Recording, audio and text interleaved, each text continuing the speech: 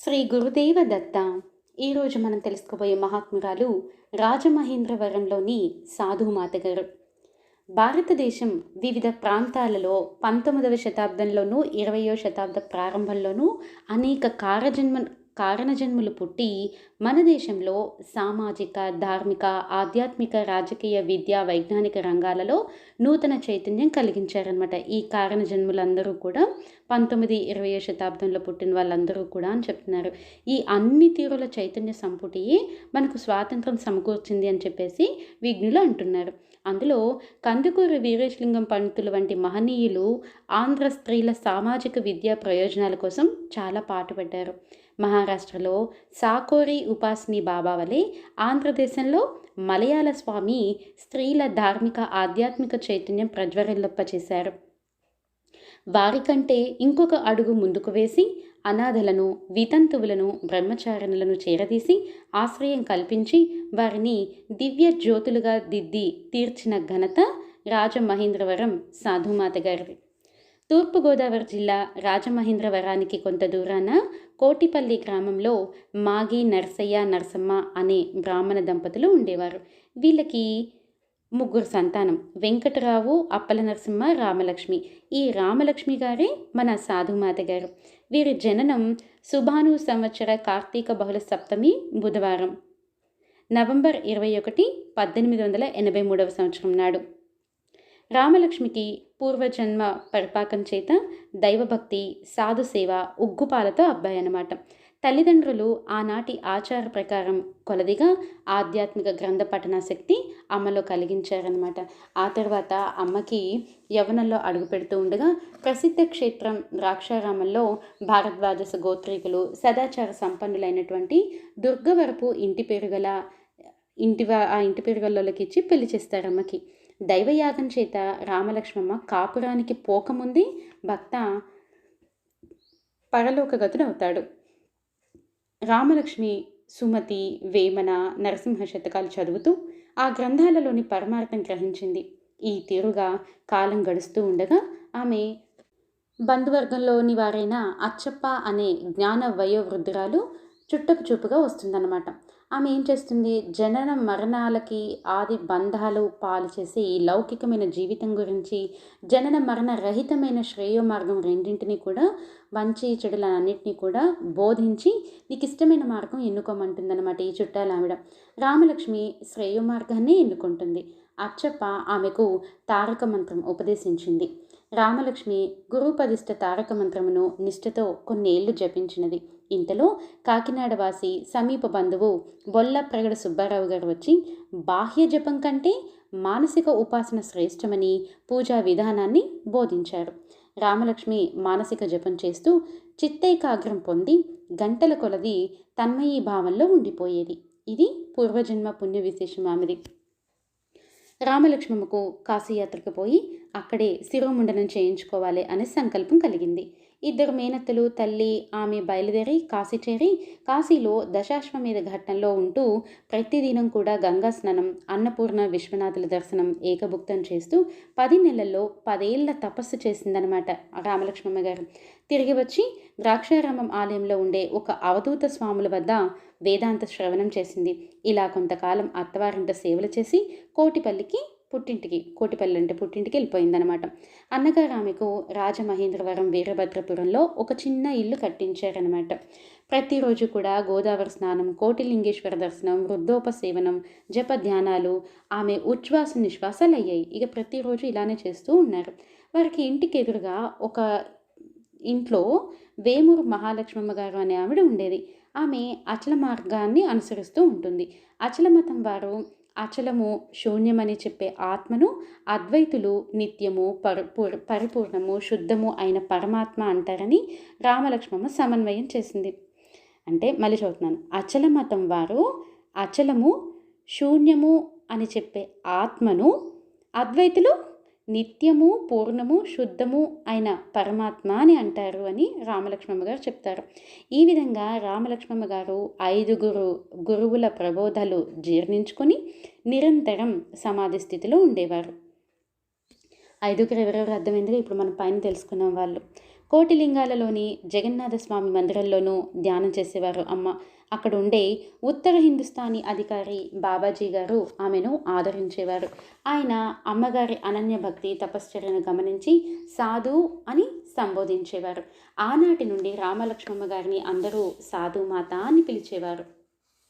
ప్రతిరోజు సాధుమాతను దర్శించడానికి, వేదాంత శ్రవణం చేయడానికి వచ్చేవారితో అమ్మగారికి తీరిక లేకపోయేది. అందువలన సాధుమాతకు ఏకాంతంగా ఉండాలి అనే సంకల్పం కలిగింది. అక్కగారైన ఆదుర్తి అప్పల నరసమ్మ తాను పెంపకం ఇచ్చిన రెండవ కొడుకు గాడిచెర్ల నరసింహారావు వీరభద్రపురానికి మైళ్ళు దూరాన సారంగధరమిట్ట వద్ద గల తోటలో ఒక కుటీరం ఏర్పరచుకుందమ్మ. ఇంకా వచ్చిపోయే జనాలందరూ ఎక్కువైపోయారు, ఈ సత్గ్రంథ పట్టణం ఈ వేదాంతాలన్నీ బోధిస్తూ ఉన్నాను, ఇంక ఇది కాదు అని చెప్పేసి ఒక కుటీరాన్ని ఏర్పరచుకుందనమాట. అక్కడ అప్పల నరసింహ గారి తన చెల్లమ్మ కూడా సాధుమాత వలె సంసార బంధం లేనిది. సాధుమాతకు సేవ చేయడానికి ఆ చెల్లాయమ్మ అప్పల నరసింహ గారు ఏర్పాటు చేసింది. ఈ చెల్లాయమ్మ గారే తర్వాత సాధు ముక్తాబాయిగా అక్కయ్యగా ప్రసిద్ధురాలవుతుంది. ఆమె సాధుమాత వలె శాంతి, సహనం, అనసూయ, విజ్ఞత గల తల్లి. అందరినీ ఆమె సోదరులుగా సంభావిస్తూ ఉండేది. ఆమెను అందరూ అక్కయ్య అనేవారు. ఆ యమ్మ సాధుమాత గారి సేవ చేస్తూ మఠ నిర్వహణ చేసేది.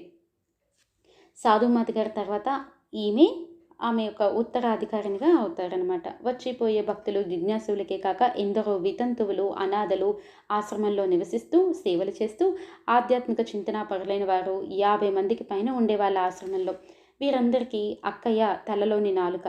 సాధుమాత గారు ఏకాంతం కోరి మరలా కాశీకి పోయి రామమ్మ అనే ఆంతరంగిక భక్తురాలు తోడుగా 6 మాసాలు ఉండి తపస్సు చేస్తారు.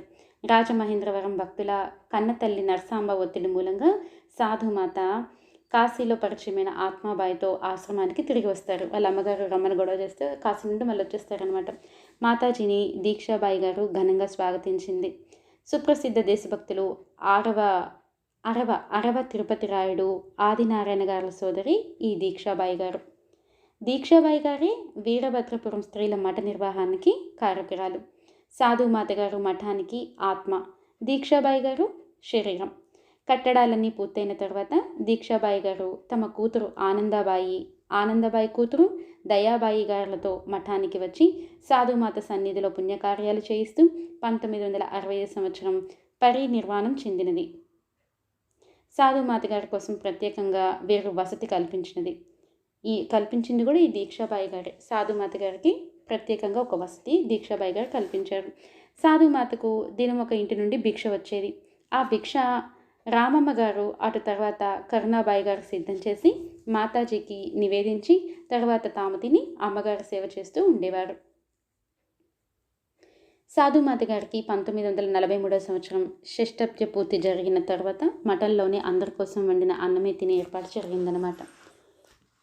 సాధుమాత గారికి ప్రత్యేకమైన ఒక చిన్న మఠం ఏర్పాటైన తర్వాత ఆ ఆశ్రమంలోనే ఉండే మరికొందరు వితంతువులు వేరు 10 గదులు కట్టించుకొని మాతాజీ గారి అమూల్యమైన బోధనలు వింటూ జపధ్యానాలన్నీ చేసుకునేవారనమాట మిగతా వాళ్ళు కూడా. అటు తర్వాత రామాబాయి గారు గీతా మందిరం, ఆకుల సీతారామమ్మ భజన మందిరం వీళ్ళిద్దరు భజన మందిరం కట్టించారు. అక్కడ భగవద్భక్తి, గీతా పారాయణలు, సత్సంగాలు, వేదాంత శ్రవణం, మాతాజీ గారి బోధలు నిరంతరం జరుగుతూ అనాథ స్త్రీలను ఆత్మానందంగా చేసేవి. పట్టణాల్లోని స్త్రీలు పర్వదినాల్లో చాలామంది వచ్చి ఆనందం పంచుకునేవారు. సాధుమాత గారు రామమ్మ తోడుగా మొదటిసారి రామేశ్వర యాత్ర చేసి గంగాజలంతో రామేశ్వరుని అభిషేకించి ముఖ్యమైన దాక్షిణ్యాత్య పుణ్యక్షేత్రాలు దర్శించి తిరుపతిలో గోవిందరాజు, తిరుమలలో శ్రీ వెంకటేశ్వరుని సేవించారు. అక్కడే సాధుమాత గారి ఆధ్యాత్మిక జీవితం కొత్త మలుపు తిరిగినది. తిరుపతిలో ఇప్పటికీ 4 గురువుల చింత నేర్చి సాధించిన చిత్తేకాగ్రంతో సాధుమాతకు తిరుమల గోగర్భంలో తపస్సు చేసుకుంటున్న సద్గురువు శ్రీ మలయాళ స్వామివారు దర్శనమవుతారు. 3 రోజుల ఆ 3 రోజులు కూడా స్వాముల వారి స్వానుభవపూర్వక ఆత్మజ్ఞాన అమ్మ వింటారు. స్వామివారు ఆమెకు తమ శుష్క వేదాంత తమో భాస్కరాన్ని ప్రసాదంగా ఇస్తారు. వారి ఆదేశం ప్రకారం ఆమె తమ ఆశ్రమానికి తిరిగి వచ్చి కాషాయ వస్త్రాలు ధరించి తమ మఠంలోని భక్తురాళ్ళందరికీ కూడా కాషాయాలు ఇస్తుందన్నమాట. మలయాళ స్వాములు తమ లేఖల ద్వారా తెలియపరుస్తున్న ఆశ్రమ నియమాలు, ఆశ్రమవాసుల కర్తవ్యాలు, ధ్యానానుష్ఠాన కార్యక్రమం, సాధన మహత్యం, గీతాపారాయణ విధానం, ఆత్మతత్వం గ్రహించి సాధుమాత సిద్ధయోగిని అయినది. ఆమెను ఎందరో అబలలు వచ్చి దర్శించి ఆకృష్టలే దీక్షలు పొందేవారు. ఆశ్రమంలో చేరిపోయి కుల మత వర్ణ విచక్షణ అలా వర్గం విచక్షణ ఏమీ లేకుండా అమ్మను ఆశ్రయించిన అట్టివారి సంఖ్య 80 మంది అయింది. శ్రీ మలయాళ స్వాముల వారి కీర్తి ఆంధ్రదేశమంతటా వెళ్ళింది. 1926వ సంవత్సరం ఏర్పేడులో వ్యాసాశ్రమం స్థాపించి వేదాంత ప్రచారం చేస్తూ ఉండేవారు. ఆ రోజులలో కాకినాడలో ఉండే ఎడ్ల రామదాసును భక్తయోగి పరమపదిస్తే వారి శిష్యురాలైన కోరశిక కామమ్మ శ్రీవారి పార్థివ శరీరాన్ని రాజమహేంద్రవరం సారంగధరమిట వద్ద సమాధి చేసి మందిరం నిర్మించి దాని ప్రోక్షణ కోసం 1928వ సంవత్సరం సద్గురు మలయాళ స్వామి వారిని ఆహ్వానించింది. అప్పుడు సాధుమాత గారు స్వాముల వారిని తమ మఠానికి కూడా రావాల్సిందని ప్రార్థిస్తుంది. స్వాముల వారు సాధుమాత మఠంలో 3 రోజులుండి మఠంలోని సన్యాసులందరికీ కూడా ఆత్మ ప్రబోధం కలిగిస్తారు. ఆ తర్వాత స్వాముల వారు చాలాసార్లు సాధుమాత మఠానికి వస్తారు. సంపన్నులైన వితంతువులు స్వామికి అర్పించిన నగలు అమ్మిన పైకంతో ఏర్పేడులో భారతీయ మందిరం పైభాగం నిర్మింపబడింది. సాధుమాత గారి ఆశ్రమంలో కేవలం అనాథలైన వితంతువులకే కాక జన్మతః బ్రహ్మచారిణులైన 4 స్త్రీలు ఉండేవారు. వారు దయాబాయి, తులసిబాయి, గీతాబాయి, జానాబాయి. వీరిలో జానాబాయి గారు పాండిత్యంతో పాటు వక్తృత్వ పాఠం ఉన్న ఆదర్శ మహిళ. ఈ 4 బ్రహ్మచారిణులు సాధుమాత కర్మ, భక్తి, ధ్యాన, జ్ఞాన యోగాలకు ప్రతీకలుగా మలిచారు. వీరిలో ఒక్కొక్కరి చరిత్ర తప్పక పఠించవలసిందే. ఈ 4 దయాబాయి, తులసిబాయి, గీతాబాయి, జానాబాయి. ఆంధ్ర యోగులలో శ్రీ మలయాళ స్వాముల వారిది ఒక విశిష్ట స్థానం. యోగుల్లో చాలామంది తమ ముక్తి కోసం పాటుపడిన వారు, కానీ మన మతత్రయ ఆచార్యుల వలె తమ మోక్షం కంటే ఇతరుల మోక్షం కోసం పాటుపడిన మహోన్నత వ్యక్తి మలయాళ స్వాముల వారు. వర్గ వర్ణ విచక్షణ లేకుండా ఎందరో పురుషులతో పాటు స్త్రీలను కూడా ఉద్ధరించిన మలయాళ స్వాముల వారి తరువాత పేర్కొనదగిన వారు సాధుమాత గారు. ఆ తపస్విని, యోగిని, సన్యాసిని, జీవన్ముక్త ఆంధ్ర వనితా లోకానికి చేసిన సేవ సదా స్మరణీయం. ఆమె చెంత చేరి జీవన్ముక్తులై పలుచోట్ల మఠాలు నిర్మించి యోగ కేంద్రాలుగా దిద్దిన వారు ఎందరో ఉన్నారు. అట్టివారిలో తాళ్ళూరు మఠం సాధు మీరాబాయి గారు, తాళ్ళూరు సమీప గ్రామం మురహరిలో మురారి మఠం సుజ్ఞానాబాయి గారు, కొవ్వూరు మఠం ఆత్మాబాయి గారు, అత్తిలి మఠం నిష్ఠాబాయి గారు, సాధు స్త్రీల మఠానికి సమీపాన గల రామమందిరం గానాబాయి గారు ముఖ్యులు. బాల వితంతువులుగా వచ్చి అమ్మగారి చెంత శాంతాబాయి, భాస్కరబాయి, ప్రేమబాయి అని పేర్లు పెట్టించుకున్న సార్థక నామధేయులు మఠం సేవలో అమ్మ అదుపు ఆజ్ఞల్లో తరించేవారు. ఈ విధంగా 80 ఏళ్ళు దాటిన సాధుమాత గారు 50 ఏళ్లకు పైగా స్త్రీ జనహితేషినిగా, మహాయోగినిగా, ఉత్తమ తపస్వినిగా శాశ్వత కీర్తిని ఆర్జించింది. ఆమె చదివినది తక్కువే కానీ సరస్వతీ కటాక్షం దండిగా పొందిన మహాత్మురాలు. ఆమె ప్రబోధలు సమస్త శాస్త్రాలకి అనుగుణంగా, సమస్త శాస్త్రాల సారంగా ఉండేవి. ఆమె రచించిన పాటలు, పద్యాలు సుధా మధురంగా ఉండేవి. ఆమె మాటల్లో, చూపుల్లో, చేతల్లో, బోధనల్లో, మేధస్సులో అంతా కూడా ఆధ్యాత్మికత విశేషాల కోసం సబ్స్క్రైబ్ చేయండి, లైక్ చేయండి, షేర్ చేయండి. గురుదేవ దత్త ఆడియోస్, గురుదేవ దత్త ఆడియోస్.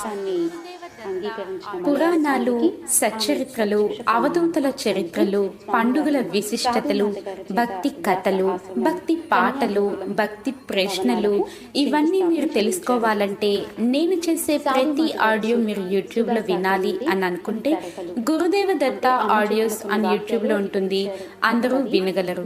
ఇప్పటి వరకు నేను చదివిన సచ్చరిత్ర గ్రంథాలు: శ్రీ గురు చరిత్ర, శ్రీ సాయి సచ్చరిత్ర, అవధూత గజానన లీలామృతం, అవధూత పోలే స్వామివారి చరిత్ర, శ్రీ వాసవి కన్యకా పరమేశ్వరి దేవి చరిత్ర, అవధూత చివటం అమ్మ, మొగలిచెర్ల అవధూత శ్రీ దత్తాత్రేయ స్వామివారి చరిత్ర, శివ మహాపురాణం, కార్తీక పురాణం, వెంకటాచల మహత్యం, దక్షిణామూర్తి స్తోత్ర వైభవం, కురుమద్దాలి పిచ్చమ్మ తల్లి, భగవాన్ వెంకయ్య స్వామి, నేనెవడను, ఉపదేశ సారము, రమణ మహర్షి కృత, శ్రీ శిరిడి సాయినాథ భాగవతం, మాణిక్య ప్రభు చరితామృతం, భద్రాచల క్షేత్రం మహత్యం, శ్రీ సొరకాయల స్వామివారి చరిత్ర, తొలి ఏకాదశి విశిష్టత, శ్రీపాద శ్రీవల్లభ చరితామృతం, హయగ్రీవ అవతారం, శ్రీ రాఘవేంద్ర స్వామి చరిత్ర, సాయినాథ స్తవన మంజరి, సుందరకాండ, మహాగణపతి పురాణం, శ్రీ అవధూత రామిరెడ్డి తాత, వినాయక వ్రతం, వరలక్ష్మి వ్రతం, మంగళగౌరి వ్రతం, బతుకమ్మ పండుగ కథ పాటలు, హనుమాన్ చాలీసా ఎలా వచ్చింది, త్రైలింగ స్వామి చరిత్ర ఉపదేశములు, దత్త పురాణం, ఇంకా ఇవే కాకుండా పిల్లలకు భక్తి కథలు, పాటలు, పండుగ విశిష్టతలు ఇవన్నీ కూడా నేను చేశానండి. ఎంతో మంది పుస్తకాలు చదవాలి అని కోరిక ఉండి సమయం లేక, ఆరోగ్యం లేక, చదవడం రాక, ఈ ఉద్యోగాల బిజీలో అటు ఇటు వెళుతూ ఇలా ఎన్నో కారణాల వల్ల చదవలేకపోతున్నారు. ముఖ్యంగా కంటి చూపు లేని వారి కోసం, మన అమ్మమ్మలు తాతయ్యల అందరి కోసం ఈ పారాయణ గ్రంథాలు చదువుతున్నానండి. కనుక మీకు నచ్చితే ఇలాంటి వాళ్ళందరికీ కూడా షేర్ చేయగలరు, నచ్చితే సబ్స్క్రైబ్ చేయగలరు. ఉన్నాయి. సాధుమాత గారు ఎన్నడూ కూడా ఔషధం సేవించలేదు. ఎప్పుడైనా తీవ్రంగా జబ్బుపడ్డా ఆమె మందులు తీసుకోకుండా ఆహార విహారాలు సవరించుకునేది.